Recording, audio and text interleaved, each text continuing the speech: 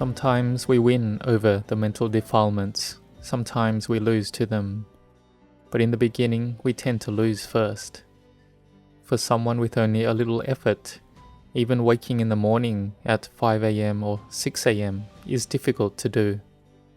And doing it as a monastic practice of waking at 3 a.m. and doing morning chanting at 3:30 or 4 a.m. is even harder. Though we should be able to wake up at 4 a.m., then sit meditation and chant at 5 a.m. What is important is that we have to do it consistently. Dhamma practice is not like learning worldly subjects for our occupation. Those we learn and know them, and when we can pass the exam, then we have passed it for good.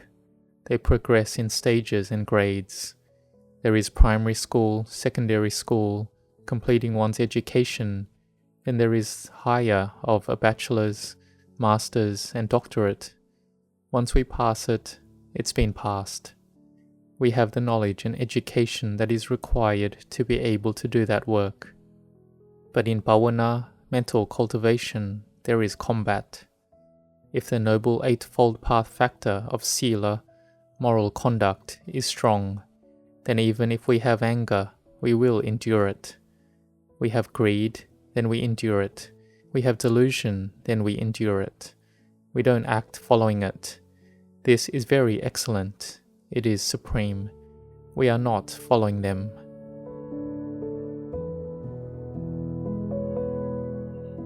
And especially those who have trained to a high level of the spiritual perfection of sila, like the Venerable Mahakassapa and the Venerable Arahant who was his past wife, Bhadda Kapilani.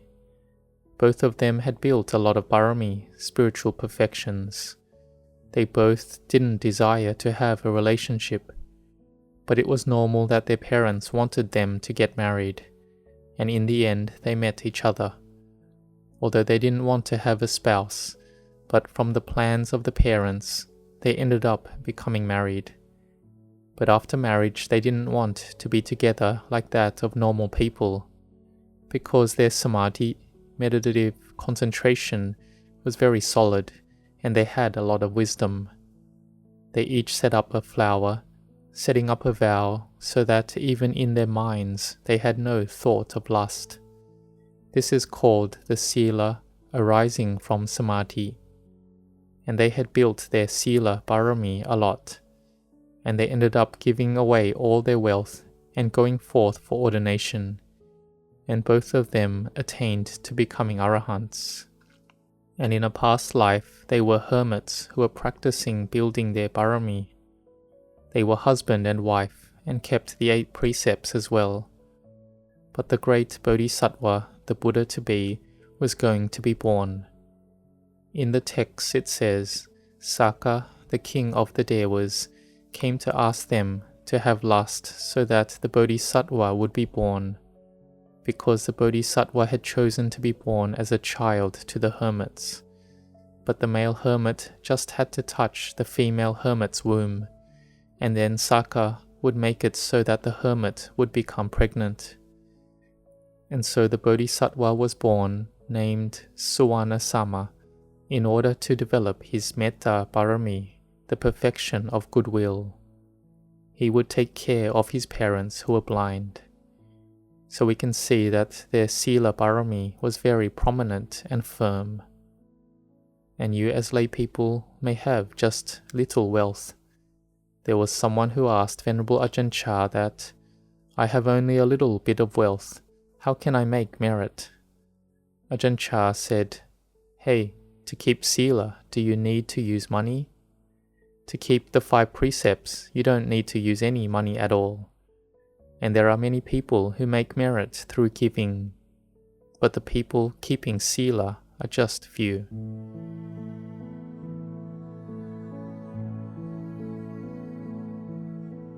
When we have determined to keep the 5 moral precepts, we can take them up by determining to keep them when they are given by the monks, or we mentally determine to keep them by ourselves.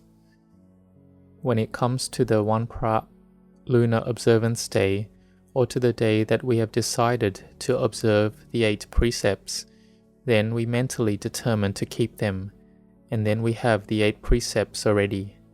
It is samadhana virati. And when we are determined to meditate and practice Dhamma, then this sila will promote it and have a lot of benefit. Our samadhi will be firmly established because we have metta in the heart. Our sila will be well established.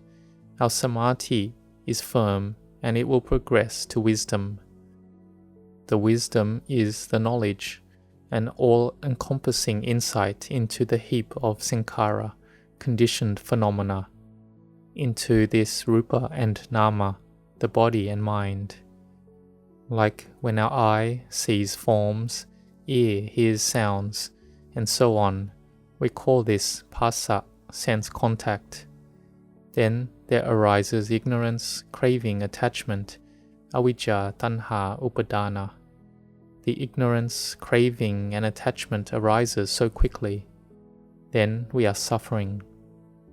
Venerable Ajahn Chah compared this to like we fall from the top of a tree. We aren't able to count in time how many branches and twigs there are on the way down. It happens in an instant, and bang, we hit the ground and we suffer. There is the aramana, the sense object that enters into our experience, that we like and that we don't like. Then we have delight and aversion already. So we have to train. We train in making the mind to be peaceful. Then we are able to see it. Initially, the mind and sense objects are together as one. We can't see anything. It's like the water that is mixed in with red dye, yellow dye, or green dye. We just see the water that is red, yellow, or green. When our mind gets involved in sense objects, then it's like that. But when we train in mindfulness and samadhi well, we will then be able to separate the mind and the sense object. This is with the samadhi that suppresses it. It controls the greed, the anger, the delusion. Then no matter how strong the greed, anger, delusion is, we don't think to act on it. Our life must end in death. We don't want anything more, but we want our sila. In the time of the Buddha, there was a man who in his life made some mistakes. He had taken the life of some people, and when they chased him to go catch him, he didn't know where to run away to, so he entered into the monastery. The people wanted to kill him, and so the Sangha couldn't do anything to help. The monks said to him to be determined to observe sila. Whatever they do to you, you don't need to fight. Hold on to sila. And at that time he put down his cruelty, because he had sila arise, and when he died his mind was bright. But the bad karma that had been done followed, and could give its results to have a short lifespan, coming from harming the life of others. So sila has a lot of benefit. Silena sugating yanti, silena bhoga sampada. Sila isn't something trivial. It's not something for fun. It's a wealth. It's a noble wealth. We have taken it up and have determined to keep it, and it will advance us forward to build higher goodness, for us to grow in samadhi and wisdom, which is not something easy to do. And sila is important in Buddhism. The hosts of devas observe sila. But when it's an ordinary sila, then when there is no one else there, there's no mood or sense object, then we can have sila. But when a mosquito bites us, or there is something small bothering us, then we may break our sila. So we have to be careful. There is someone coming to speak badly to us. They blame us. Then we react to it and we get angry. We want to say it back to them. So be careful of your sila. Or our speech may not be nice. It is not pleasant or tender. It may be divisive speech, or speaking harshly, to swear and to curse. Here, sila is broken again. So we have to be one who thinks correctly, have a mind that is set up correctly. We do good actions and practices. We have dana, giving, sila, and bhavana. So may you do it consistently. Then ultimately you will be able to separate the mind out from the sense object. The sense object is the sense object. The mind is the mind. We can separate it out. What is the sense object? They are forms, sounds, tastes, odors, tangibles, and ideas and thoughts, which are called mind objects. If we have mindfulness and samadhi that is concentrated, then we can see clearly that it's not ours. It's not owned by us. There is proliferation in the mind that is good and bad. There is merit and a lot of demerit. We just know it. That it's not ours. It's not permanent. It's unsatisfactory. It's not self. Here we are coming closer to the Samma Sambuddha, the perfectly self-awakened Buddha. We come closer with every moment. And in the time of the Buddha, there were many people who saw the physical body of the Samma Sambuddha.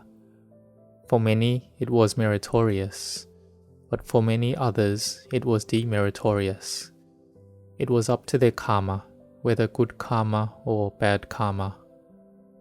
But coming to this era, we want to see the Buddha.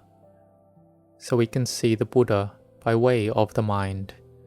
How to see by way of the mind? Through our meditation, by practicing samadhi. We have sila, which doesn't use any money, and practicing samadhi, we also don't need to use any money. And it also doesn't waste our time, making us disturbed with external things, letting them come into our minds. Our concerns are, do we have greed, anger, or delusion? We have the mindfulness to know them in time. We see the arising and ceasing of phenomena. We see it more and more. Our samadhi grows by levels. We win some and we lose some. When marga, the path, is strong, then it overcomes the defilements. When the defilements are strong, then it wins over the path. It fights like this. When we can win some, then we are pleased. We have rapture and bliss. And ultimately, samadhi gathers together, and it's amazing. The mind and body are light. We walk around, and it's like we have no body. We sit and stand, and it's all spacious. It's amazing. And lay people can do it. You can have this arise. It's not just for monks. The monks have the time and opportunity. It's their work they do, and which lay people have supported them, so they can get to the paths and fruits of Nibbana. But there are dangers. Wealth, homage, fame, rank, praise, flattery. They burn and are dangerous. Monks need to be very careful of this. Contemplate this well. So this is for the monks. The requisites that we use to support us in the day are to be used for developing the mind. There's nothing that is ours. Coming to ordain, and there are just the 8 basic requisites.